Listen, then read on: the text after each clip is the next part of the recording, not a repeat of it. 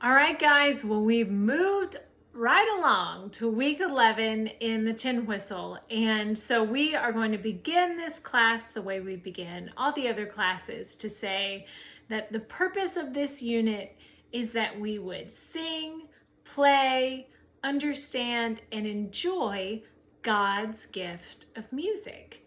And today in class, we get to talk about all music theory on the staff. So all the ways that music is written. So you're going to begin, like we've begun the last few weeks, singing Dona Nobis Pacem, which I left on the floor. Whoop. And what we're going to be talking about is all of this writing on the staff, all the different symbols and notes and letters. We've already begun this, right? We've talked about the note names, we've talked about the staff, we've talked about the dynamics, and now we're just going to put it all together. So let's begin and sing Dona Nobis Pacem and start with the solfege scale. Do, re, mi, fa, sol, la, ti, do, ti, la, sol, fa, mi, re, do. Good. So let's sing part one. Dona nobis pacem, pacem. So sing number one, then sing number two. Dona nobis pacem, blah, blah, blah, blah, blah. Sing number two, then sing number three if you're ready to go on. Dona nobis pacem. Okay, blah, blah, blah. So now look at it, and we'll really notice today how the pitches go up and down. Now, notes refer more to the letter names that are associated with them. Pitches is how high or low a sound is. We would say how high or low a pitch is. So in this situation, it's really appropriate to refer to these as pitches. So let's notice how the pitch of our voice, how high or how low it is, changes as we sing this song. So I know we did some of this last week, but again, come back to da, da, da, da, da, da.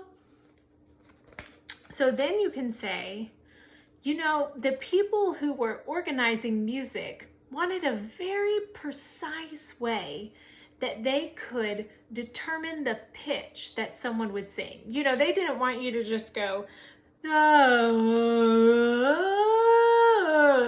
generally, they wanted da, da, da. They wanted it very exact. So they came up with this staff. And even on this staff, they made each line and space have a distinct pitch, have its own little pitch. And they gave all of those pitches names. Now, the names for these pitches are like the letters of the alphabet. Have you ever heard of the alphabet? Oh yeah, good. A, B, C, D, E, F, G. I'm trying to find, oh yeah, here we go. So we named them these letters of the alphabet. And it looks like this. It actually goes in order. So if you start in the bottom, E, then F, G, A, B, C, D, E, F. And I will give you this exact handout. In CC, we're only talking about the treble clef, but I'm about to teach you a chant that has both of them. And again, most of these students, or I should say many of these students, take piano lessons, and so they know this. So you could easily go on. So at this point, I would just say, hey, I'm going to teach you a chant to help you learn the different lines and spaces of the treble clef. So this is what I like to do. E, G, B, D, F. These are the lines of the treble clef. F, A, C, E, spaces of the treble clef you see. All right? You could do Every Good Boy Does Fine. That's a pretty famous, common acronym. You could. But I like the chant. It's fun. And then you can do it several times and be kind of cool with it. For the bass clef, G-B-D, G-B-D, G-B-D, F-A, G-B-D, G-B-D, G-B-D, F-A, G-B-D, G-B-D, G-B-D, F-A. That's the lines of the bass staff. And then A-C-E-G. All cows eat gummy, and then sometimes we say bears for that top space. I've seen all cows eat grass for this one too. Anyway, a lot of the students, especially the Suzuki students in our area, are used to those chants. So I figure, let's just use them here. Okay, so I would practice those chants over and over and then say, okay, so those are the pitches. Those are the letter names associated with the different lines. What else is on here? What's that? We've talked about bar lines, but what is this? This is a double bar line. And what do you think a double bar line does? And someone might pick it out. A double bar line tells us it's the end of a song. So that's how we know that it's over. Okay, so we've talked about, at this point, basically everything. The treble clef, the staff, the time signature, the notes. We've not talked about the key signature, but we're not going to do that in CC. We've talked about dynamics.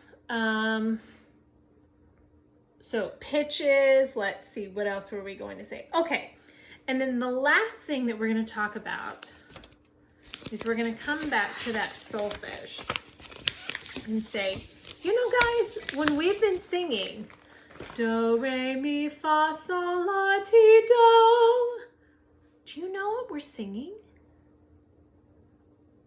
We're singing a major scale. Anytime you sing all those notes up and then down, you're singing a major scale. So I could, this would probably be best. Just come back here and notice. Da, da, da, da, da, da, da, da. Up and down. At this point, you presented all the concepts and you have several different choices, again, for activities. So you could look at your music. This would be very advanced, but many students could do this if they're in piano lessons. You could look at this and ID the notes. F, C, A, G, C, B. Go through and write the letter names. You could use this grid. Where'd my lines and spaces go? You could use this as kind of a reference for naming these notes. You could sing, or if you wanted to go ahead and bust out the tin whistle, you could do this. You could sing up and down a scale. On the tin whistle, I haven't talked about this very much yet, but you can play up and down a scale and make that connection.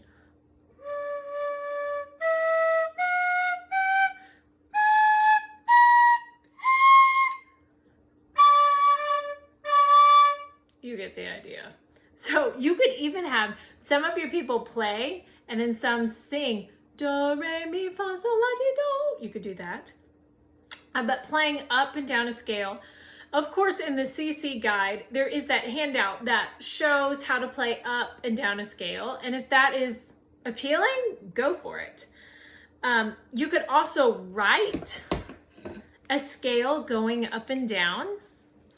And you could do it within the context now, kind of a broader context of having our treble clef. You could even put a time signature on it. And then you could write da, da, da, da. Oh, I didn't have enough room. Da, da, da, da. Okay. Whoop. All right, it's going to be a little squishy, but you could practice writing the notes. And see, we have 4 notes in every measure. I'm sorry, 4 quarter notes. So we have 4 beats in every measure. And they're moving up by steps. Bum, bum, bum, bum, bum, bum, bum, bum, like that. So you could write that. And that should take up about half of class time. And again, really, I think the best way to learn about music is to look at it and to really understand what you're looking at while you sing it. So get the music in front of them, have them sing and follow along as they go. Help them to notice what they're doing, because they're going to see and begin to read even without a lot of explanation, but just get it in front of them. Okay, so after about half of the time there, you'll spend the other half working on your tin whistle song. So really, this is the same as the last 2 weeks. Start with your number one rule, and then, do all your quick reminders of how to hold it, remind them of the cueing, how you'll bring them in to breathe, how you'll stop them. And then when you're ready to go, if you need to practice some things, do I play, you play? Or at this point, you may be ready to just practice the entire song over and over. And if you do, at this point by week 11, we want to not just be practicing the notes of the song, but everything about the whole performance. So musicians are used to doing everything together and preparing themselves. So have your class sit together. Maybe they go from sitting to, I'm going to be out of frame here, but standing together, getting ready to play. You can make a motion or a cue for each of those things. And then when your hand goes up, they're in their ready position. And then they know 1, 2. And then to play and play the whole way through. And then we get to the end, here and off. Okay? So practice all the things for the concert. You might even, after the off practice, this is what you do. You go. And that means for everyone to bow together and then to go sit back down together. So I encourage you, again, not just the notes of the song, but their entire little bit of the performance.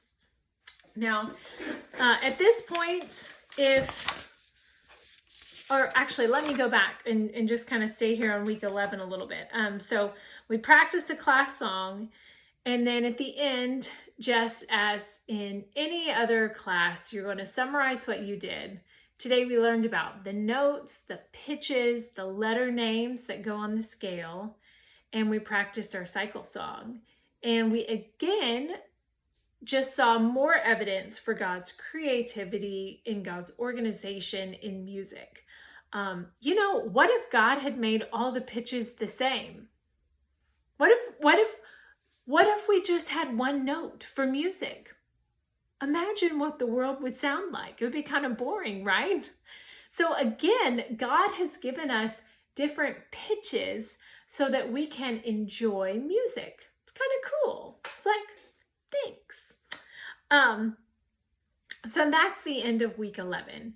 Now, week 12, we should all be together in assembly. We'll probably have some more specific instructions for you, but you won't have anything specific to prep for week 12 besides just maybe a last minute practice, and then we'll all be together for the concert. So good luck with week 11, and I will see you guys next week for the concert.